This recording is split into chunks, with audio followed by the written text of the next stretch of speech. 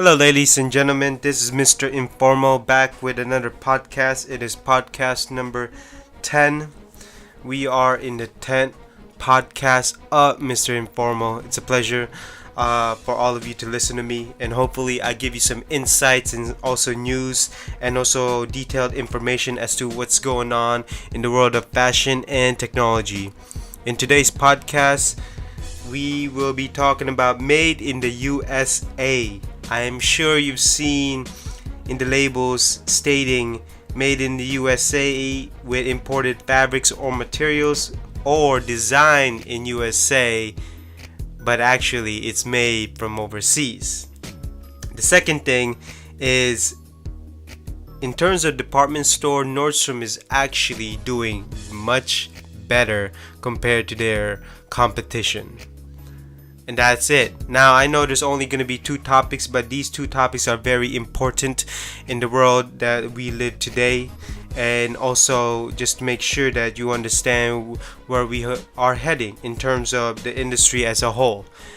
And for now, let's talk about the first topic. Made in the USA. That means a lot in the industry of the America, or should I say the United States of America. There was a time when this country was actually making 100% of their goods here in America, back in whenever the USA was founded. Up until the 1970s, it is when the tariffs has been lifted, all the regulations has been lifted, and allow the US to invest in other countries. And that is when a lot of goods suddenly shipped from the USA to overseas, especially in Asia. And that is why you see a lot of made in China, made in Japan, made in Indonesia, made in India, and so and so. But what does it mean when you see your goods and items to be stating made in the USA with imported fabrics and materials? It means, ladies and gentlemen, that a lot of the materials, the raw goods or the raw materials, are made overseas. That means that when it is imported here in America, that is when a factory here in America actually assemble, sew, or build the whole materials to make the product that you have as of right now. Take, for example, clothing. The materials or the fabrics are made from overseas. It is brought here and then it is sewn here in America. That's what it means when it says made in America or made in USA with imported fabrics or materials. But what does it mean when your electronics or items says designed in the USA but made in overseas or made in China? It means that it is actually designed here, designed by computer aided design or CADs. It is 3D printed design, and then once everything is finalized, prototypes are finalized, PP is finalized, meaning pre-production, top of production is all finalized. That means that is when the whole production starts being made overseas. Take, for example, a cell phone. It is designed here, the front, the back, the inside, where everything needs to be. And then once everything is finalized via prototype the way you want it, that is when the blueprint and the whole measurements is then set up overseas, and that is when it is made overseas via machine, or it could be humans putting the parts. So that's what it means to be designed in USA and made in China or made in Japan. But does that mean that everything is actually made overseas? No. I would say that 90 to 95% of the products that you have or the products that you buy from stores are made overseas. or made from somewhere other than the USA. Now, the 10 to 5%, that means it is made here. I'll give you an example of what can be made here. Honey, candles, soap, what else? Picture frames, could be candies, or it could be scarves. There's even clothing that are made here. So don't forget. Could be shoes. We still have shoes that are being made here. Via G8 Bass, could be Eddie Bauer. We even have Danner boots. We can even talk about Tanner Goods, Red Wings, Chippewa. So those boots are actually made in America. Absolutely 100% made in America. The Chippewa boots uses vegetable tan leather that are here in America. It is then the leather is shipped to Chippewa, and then Chippewa sews it.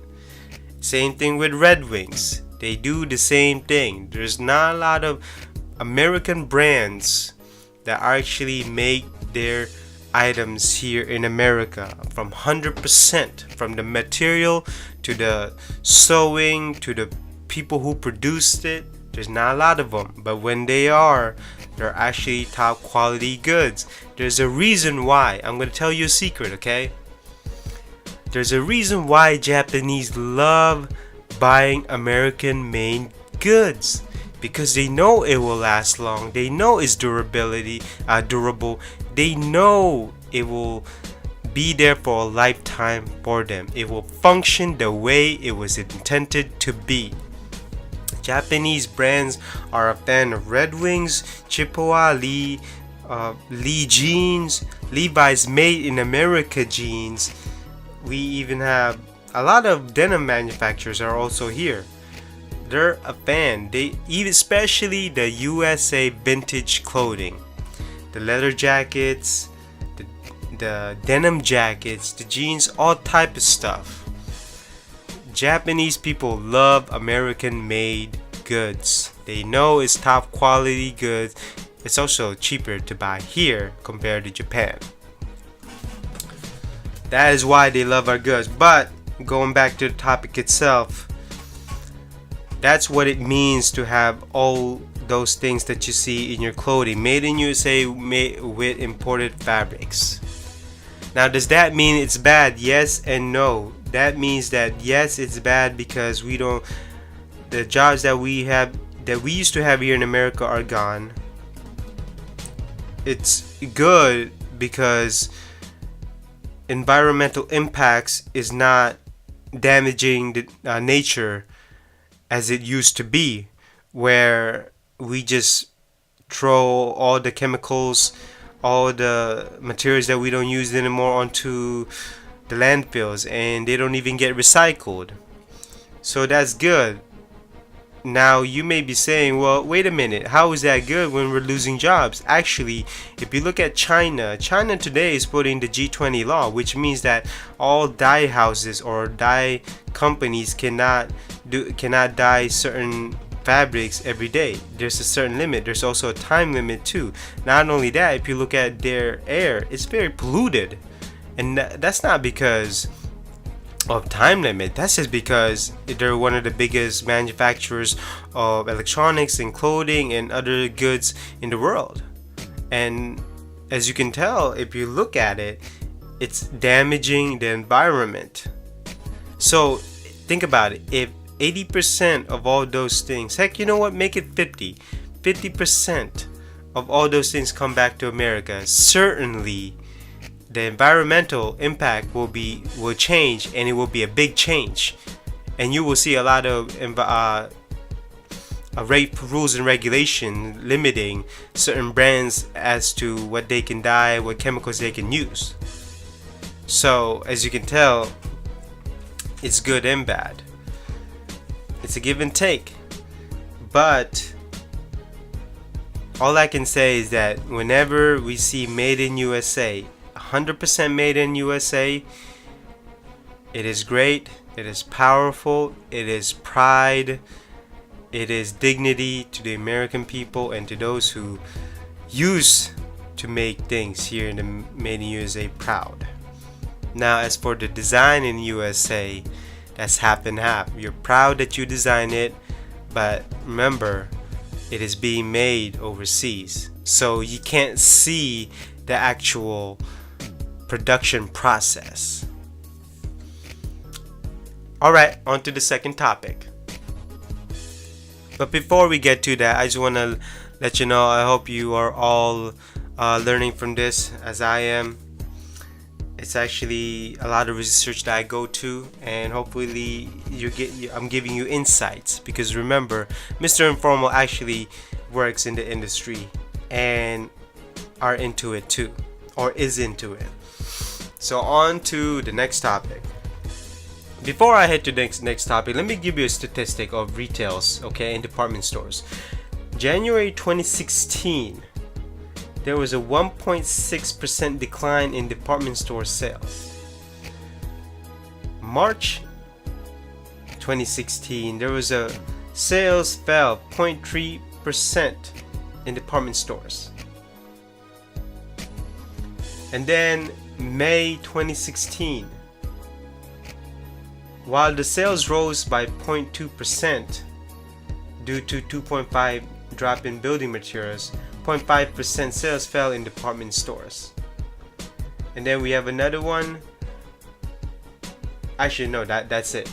And that is via thebalance.com. That is the source right there. So as you can tell, department stores not really doing that great, and a lot of retailers are also having decline in sales, which is bad all around in this time. But usually in holidays or come Thanksgiving and Christmas, sales will suddenly go back up due to consumer spending and due to Christmas, buying Christmas gifts to the people you love, your friends, your family, and so and so. But there is one retailer that's actually trailblazing the competition, and that is Nordstrom. What I mean by that is Nordstrom bought Gilt Group, which is how should I say it? It is an online retailer which is member only. Not only that, they're about to open a department store in Manhattan, New York in 2018. That is their plan. But what I mean by trailblazing is that if you look at Nordstrom rules here, Nordstrom has free return at any time. At any time, people, at any time. That means that if you damage your item after 1 year, you can return it at any time. Second, online pickup. If you see something, well, they've had this before, but I'm just talking about now. Online pickup. If you see something in the website and you can pick it up at the store, boom, you buy it, you pick it up at the store. If you don't like it, you can return it at the store. And online ordering. Online ordering is pretty easy, okay? They're one of the easiest retailer to order online, okay? Fourth thing, and the final thing, is brands. The brands that they carry ranges from their own brand, which is Melrose Market, 14th and Union Elite, BP, Wild Pearl, Sun and Shadow, to Comme des Garçons, DVF, or Diane von Furstenberg, for all those people who don't know that, Kate Spade, who else? Oh, John Barbados, talking about jeans. You got Nudie, you got Citizen of Humanity, so and so. You get what I mean by this, okay? They got multiple ranges of brands, but they have brands that are respectable or high-end or luxury. Not only that, the items that they carry are actually quite nice, and the best of all is their customer service. I shouldn't say it's great, it's between great and good, so it's respectable. But here's the thing, okay? For a year that department stores are not doing great, Nordstrom is actually doing great.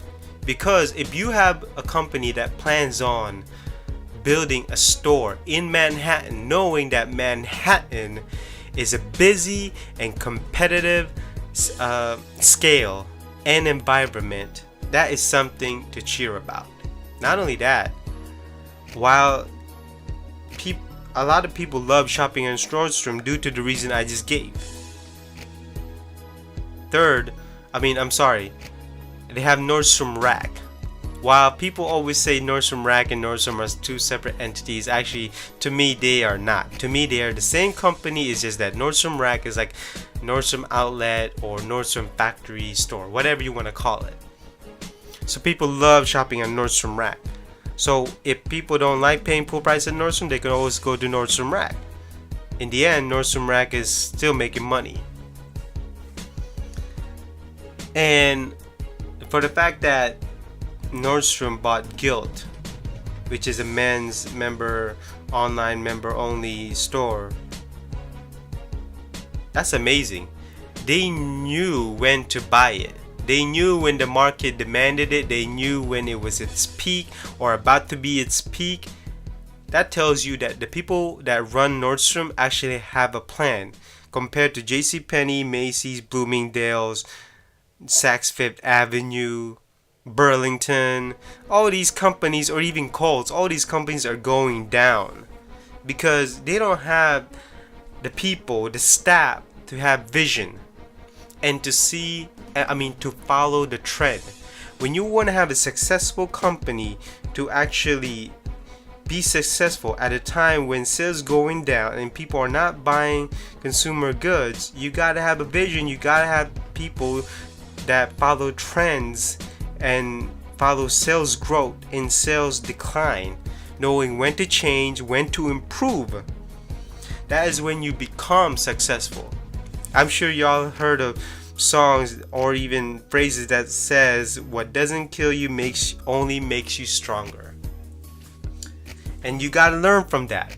You gotta learn from your profits and margins, and Nordstrom is that's what Nordstrom is doing. If you look at Nordstrom stores, it's always clean. Not all the time though. Not all the time, but it's always clean. It's always, I wouldn't say inviting, but it's where they want it to be, and it's always organized. The only bad thing is that a lot of their salespeople are not always knowledgeable, but that's on the training and that's on the manager's fault at that one.